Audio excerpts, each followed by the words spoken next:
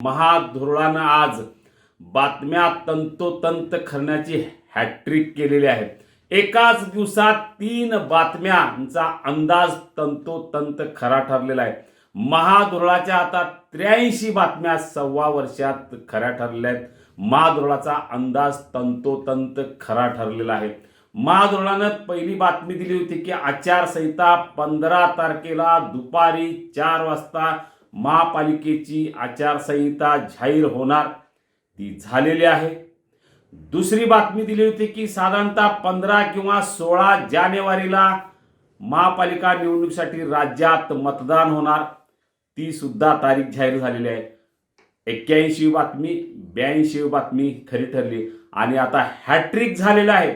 मी गेल्याच आठवड्यात 10 डिसेंबरला महाराष्ट्रातील सर्वात मोठी बातमी महापालिका निवडणुकीत महायुतीमध्ये भूकंप होणार अशी बातमी 10 डिसेंबरला दिली होती. 12 डिसेंबरला राष्ट्रवादी पक्ष कोणत्याही परिस्थितीत महायुतीत काही महापालिका निवडणुकीत नसेल अशी बातमी 12 डिसेंबरला दिली होती. जे 10 डिसेंबरला बातमी दिली होती महायुतीमध्ये काहीतरी घडतंय, काही महापालिका निवडणुकीत काहीतरी मोठं होणार आहे.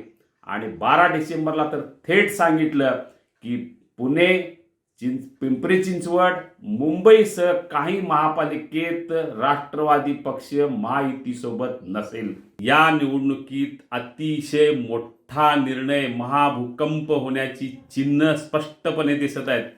ते चिन्ह म्हणजे महाराष्ट्रातल्या अनेक महापालिकेत, बहुतांशी अधिकाधिक महापालिकेत राष्ट्रवादी महायुती सोबत राहण्याची शक्यता कमी आहे.